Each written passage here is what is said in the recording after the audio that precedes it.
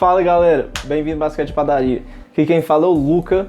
Estou aqui para gravar o primeiro episódio da nossa nova série, A História e a Importância dos Tênis no Basquete. Ok, tem que começar do início, né? Apesar do primeiro jogo da NBA ser jogado em 1946, em 1917 Converse lançou o primeiro tênis específico para o basquete, com o nome Converse All-Star Basketball, também conhecido como Chuck Taylors. Por incrível que pareça, esse tênis era o primeiro para basquete. Era basicamente o único tênis usado pelos jogadores de basquete, incluindo os amadores, os universitários. E diferente de hoje em dia, que temos tênis de todas as cores, todas as variações diferentes, o Chuck Taylor só tinha preto e branco. E não é só porque as fotos não tinham cor, realmente era só preto e branco. Só a partir dos anos 60 que os tênis começaram a variar. Em 1969, lançou o Adidas Superstar, também conhecido como Shell Toes, e o tênis foi estreado pelo Kareem Abdul-Jabbar. Uma grande diferença entre o Chuck Taylor e o Shell Toes é a tecnologia, óbvio, que sempre vamos evoluindo. O Adidas Superstar, também conhecido como Shell Toes, dava mais suporte, era mais grosso, dava mais suporte e conforto para o pé da pessoa.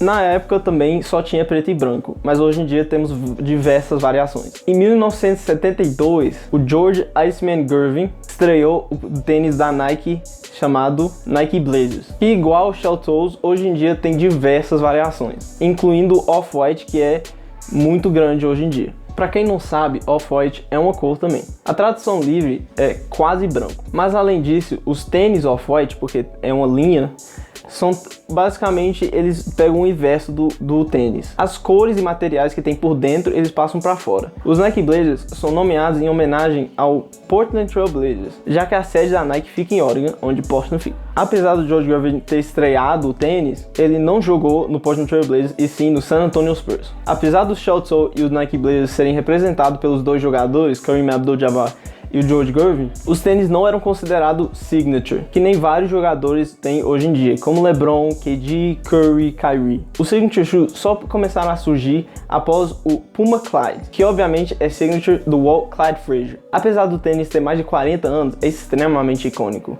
mais para a moda do que para o basquete. Mas apesar disso, o tênis foi renovado com a tecnologia de hoje em dia para ser usado no basquete de hoje em dia. Quando o Puma começou a voltar no basquete, você conseguia ver vários jogadores usando esse tênis, como DeMarcus Cousins, Marcus Smart. Mas hoje em dia, a maior parte dos tênis que eram usados como basquete daquela época são mais usados para moda. E com isso, chegamos nos anos 80, onde o tênis oferecia mais suporte no calcanhar. Porque foi nessa época que começou a surgir os high tops, muito bem estruturados. Onde não só mais estruturados, mas tinham mais colchão ao redor do calcanhar. Nessa época foram quando surgiram tênis como o Nike Air Force One, que é um dos tênis mais icônicos da história, e do Adidas Attitude, que é uma silhueta para vários outros tênis da Adidas na época. O Air Force One lançaram em 1982 e o Adidas Attitude lançaram em 1986. Os dois tênis têm um estilo mais firme, e mais alto. E também iniciou a época do foam midsole, que é a parte do meio do tênis entre a parte que pega no chão e o tênis em si começou a usar uma espuma, que obviamente é bem mais confortável do que o que eles estavam usando antes, que era basicamente um plástico mais macio. Também nessa época, a Nike começou a usar Air, que é o material mais leve, que dá uma sensação que você está voando no ar. E quando se fala em Nike Air nos anos 80, só tem um cara que você pensa: o Michael Jeffrey Jordan com o tênis Nike Air Jordan. Antes do cara jogar sequer um jogo na NBA, a Nike decidiram se arriscar e deram um signature shoe para um cara que nunca jogou um jogo na liga. E esse tênis é o icônico Nike Air Jordan 1, que lançou em 1985. Esse tênis mudou o shoe game. O que impactou não foi necessariamente o estilo, porque como dá para perceber, é bem parecido com o Nike Air Force One, mas sim as diversas cores que eles ofereciam e as controvérsias que tinham. A controvérsia principal do Nike Air Jordan 1 é do tênis preto e vermelho. A Nike usou esse colorway para lançar o tênis, porém não seguia as regras da NBA da época, porque tinha preto demais e não combinava com as cores da roupa. Com isso, a NBA decidiu banir o tênis e multava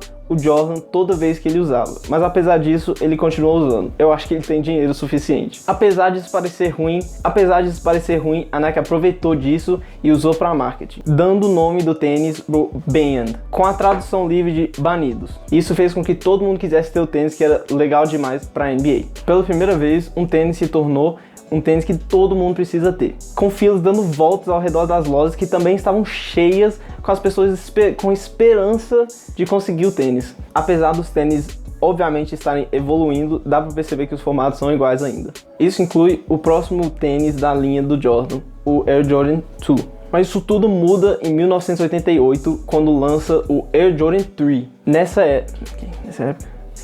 época, a liga estava valorizando demais por causa de jogadores como Larry Bird e Magic Johnson, que todo mundo queria assistir. Com isso, e o estilo dos jogadores bons da época, como Jordan, Clyde Drexler, que jogavam fazendo dunk, que todo mundo amava ver, a NBA valorizou mais ainda. E aí, vendo o Jordan jogar, via o tênis dele sendo bonito, todo mundo queria ter esse tênis. E além disso, Nike usou o Be Like Mike, que é ser igual ao Mike.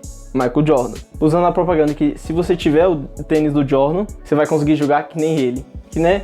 Acho que todo mundo ia querer jogar que nem ele. Também nessa época lançou o Reebok Pump, que tinha um botão na língua que você apertava e enchia mais o tênis de ar. Isso foi uma tentativa do Reebok para combater o Air Jordan, que, como todo mundo sabe, não conseguiu. Como sempre, os tênis da época estavam cada vez mais evoluindo com a tecnologia. Porém, o Air Jordan 3 se diferenciava por ser o único tênis com Air Unit exposto. Para quem não sabe, o Air Unit é uma bolha que eles colocam mais ou menos na área do calcanhar para dar mais suporte. Além disso, o Jordan 3 também mudou a linha de signature shoes. O tênis foi o primeiro que teve o símbolo do Jordan, também conhecido como o Jumpman. Isso concretizou a era de signature shoes. A partir daquele momento, aumentou muito a quantidade de signature shoes na liga. Jogadores como AI, Shaq tiveram seus próprios signature shoes. Até os outros dois Big Three do Chicago, apesar desse aumento, a linha do Jordan nunca foi e nunca vai ser superada. Os tênis da linha considerados os mais icônicos são o Air Jordan 1, o Air Jordan 3, 4, 6, 11, 12 e 13. Isso tudo faz com que o Air Jordan sneakers sejam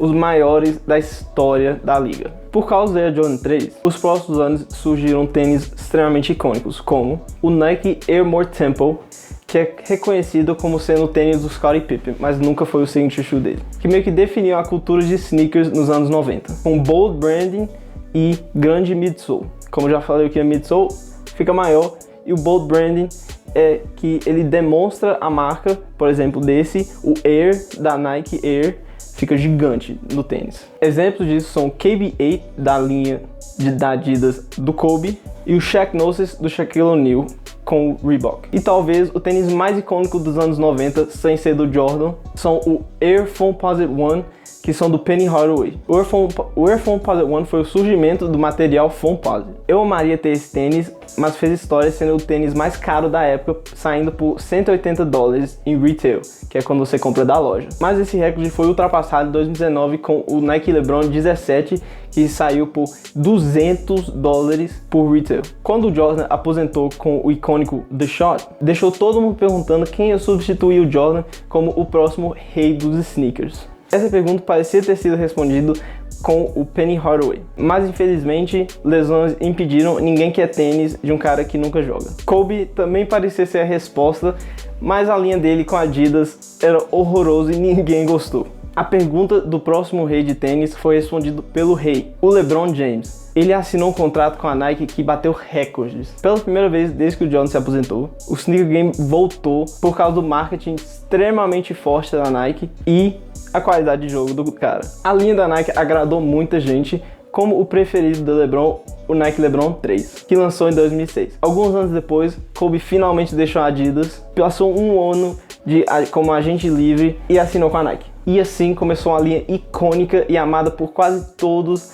do Black Mamba. A linha do Kobe mudou o shoe game mais uma vez com a tecnologia que ela tinha e o fato dele ser low top, que na época quase ninguém usava. Todos na época mostraram que o cano baixo é melhor para o tornozelo do que o cano alto. O Kobe também foi inspirado pelas chuteiras do futebol, com a força que Nike tinha ganhado com dois dos melhores jogadores da liga, sendo LeBron e Kobe. As outras marcas tinham que se esforçar para igualar. Com isso, a Adidas teve uma oportunidade grande com o MVP da liga na época, em 2011, o Derrick Rose. A Adidas investiu muito no cara, usando o marketing fora do país, porque a Nike já basicamente dominava. Mas apesar disso, todo mundo sabe o que acontece, as lesões impediram. Depois disso, mudou a era de sneakers de novo. Para ter um signature shoe, você não precisava ser o melhor jogador da liga mais como na época, ou um dos melhores. Desde então, diversos jogadores conseguiram seus signature shoes, apesar deles não serem o melhor jogador da liga. Isso fez com que o público tivesse várias opções de tênis e cores diferentes. Mas até o ano de 2018, ainda tinha a regra de que os tênis dos jogadores tinham que combinar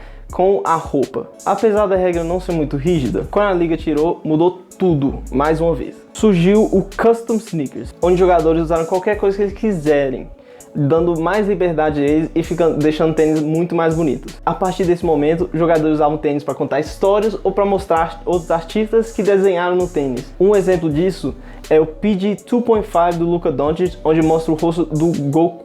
Isso fez com que muita gente, incluindo sneakerheads, que são pessoas que são apaixonadas por tênis, como eu, começassem a assistir a NBA mais para ver os tênis que os jogadores estavam usando. Isso só ajudou a NBA. Isso também aumentou a quantidade de colorway de jogadores específicos. Esses são para jogadores que têm contratos com uma marca como Jordan, Nike, Adidas, mas não tem seu próprio tênis. Isso também é uma estratégia para as menores marcas, porque um jogador que quer ter um signature shoe não vão para as marcas grandes e vão para as marcas menores para conseguir. O exemplo disso é o Klay Thompson, o Gordon Hayward, o Rajon Rondo. Nessa época também aumentou muito a tecnologia no tênis, com o surgimento do Nike Adapt BB, que o tênis tem um aplicativo onde você aperta e eles amarram o próprio cadastro. E foi estreado pelo Jason Tatum, o melhor jogador da história do basquete. Eles não realmente amarram o cadastro, só apertam. Isso é chamado Auto Lacing System. E a Adidas lançando o Adidas Next Level, que é sem cadastro. É impossível saber o que vem pra frente, mas sem dúvida, por muito tempo, o tênis vai ser muito importante pro basquete. É doideira ver o tanto que os tênis mudaram, desde o Chuck Taylor pra hoje. Você deixa nos comentários os tênis que vocês mais gostam. E é isso, galera. Esse foi o primeiro episódio da nossa nova série sobre tênis. Espero que tenham gostado. Compartilhe, dá like e se inscreve no canal. Não esquece de compartilhar, hein? Falou!